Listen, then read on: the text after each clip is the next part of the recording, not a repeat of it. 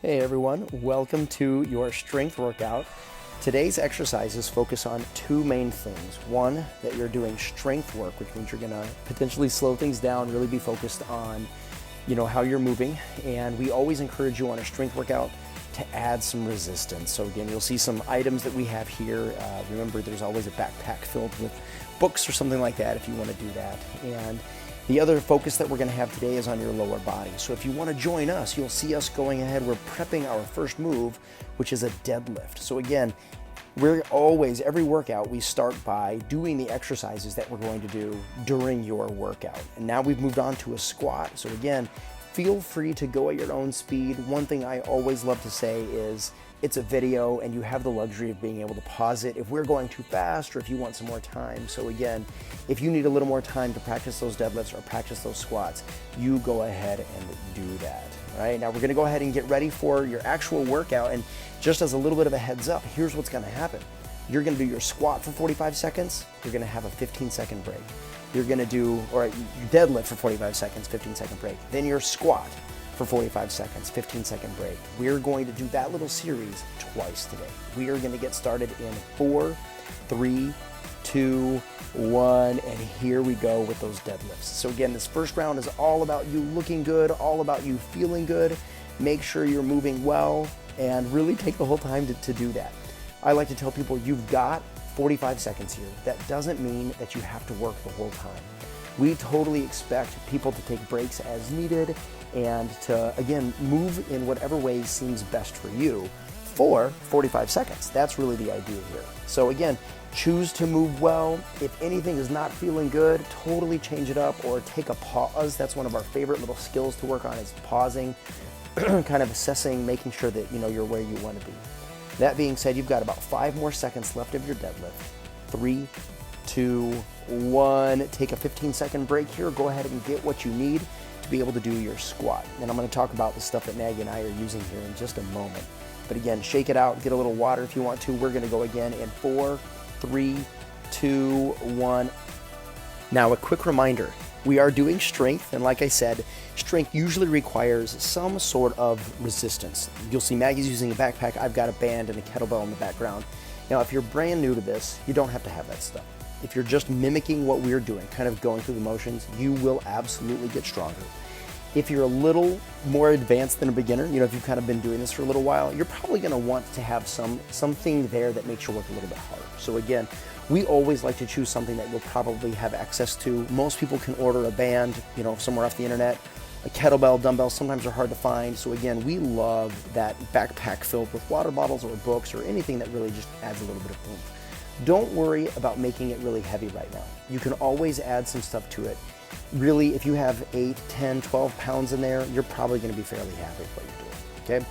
Go ahead and take your break. And again, now we're going to begin round 2 in 3, 2, 1, back to that deadlift. And our focus for round 2 is all about dialing it up just a little bit. Our favorite way to do that is what we call hard style. And that's once every rep, once every, kind of top to bottom, once every time that you do one of these exercises, you pause and you just kind of flex everything that you've got.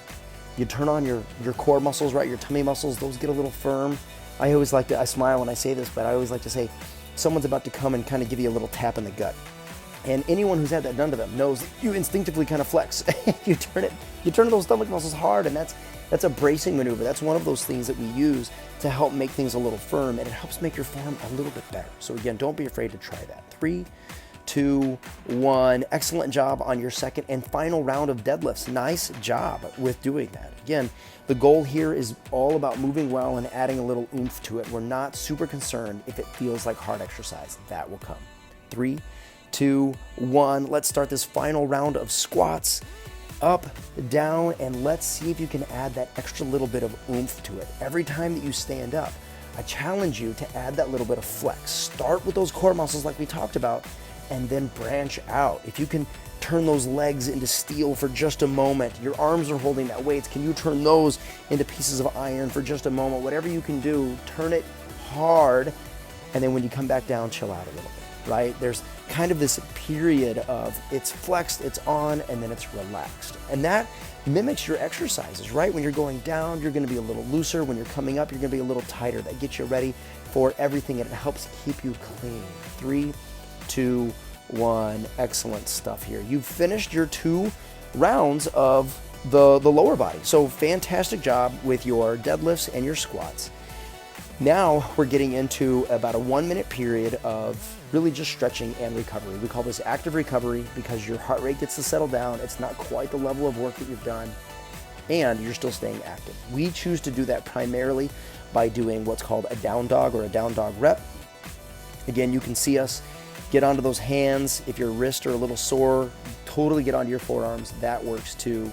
And then push your hips up towards the ceiling. Push your butt up towards the back wall. And you may bend your knees as much as you want to, bend your elbows as much as you want to. Usually a straighter leg means that it stretches those calves, those hamstrings, those backside muscles a little bit more. But again, if you feel more comfortable with bent knees, go ahead and do that. The second part of this we usually call a child's pose, and it's just relaxation. Sometimes the arms can be straight, sometimes the elbows can be bent. You do what works for you. I usually love doing a little twist in there for my spine, get a little rotation. Again, do whatever you can do so that you get a little recovery. All right, we're getting ready to begin the second half of this lower body workout. We're gonna again warm up by doing 2 basic moves. This first one is going to be a lunge, and you're gonna focus on one side. I'm stepping forward with my right leg. You may choose to do either leg you want to, because eventually you're gonna switch and do the other leg. That's the second part of the 2 exercises here. So again, take some time and step forward. Now you're gonna see me also practice stepping backwards when we switch legs. I love telling my people that as far as lunges go, I'm kind of a believer in all of them. Some people struggle with lunges with their knees and their hips. So again, you're always allowed, we want you to move the best way that you can. You're allowed to pick the movements that feel best for you. These forward and backward ones feel great for me. I can totally handle these, but I have a lot of people who don't, and so I'll encourage them to do kind of some side step lunges or some curtsy lunges. If you are familiar with those and you've done them before, please go ahead and do them. If you're a beginner and you're finding that these are painful, I would suggest modifying it, changing it so maybe you're not stepping as far back or stepping as deep, or potentially just doing a squat or something else, or just avoiding them altogether. That is okay for right now.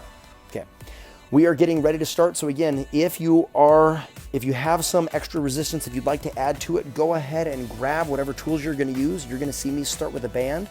We're gonna get going here in about 8 more seconds. I think Maggie's still gonna stick with her body weight. You join us however you can. 3, 2, 1, let's begin. Same setup as those first exercises.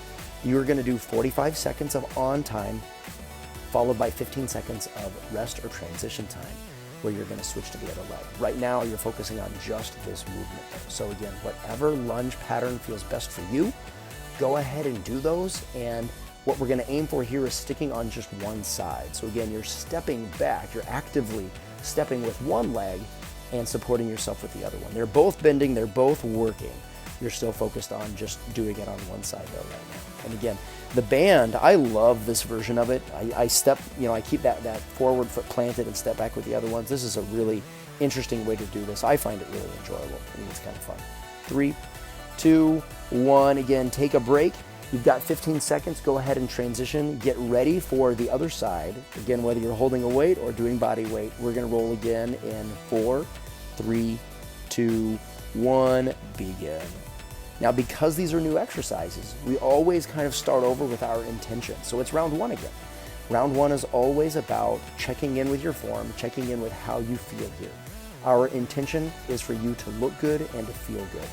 It's subjective, we know, and we think there's a lot of power in there. I love reminding my people that we don't need you worried about being perfect here. Never, ever do we want you to worry about being perfect. We want you to be focused on doing what feels right for you and really making sure that everything feels great. Again, I talked about if your knees are achy here, if these don't feel good on your hips, please change it up. It's not worth doing if it's causing pain for you right now.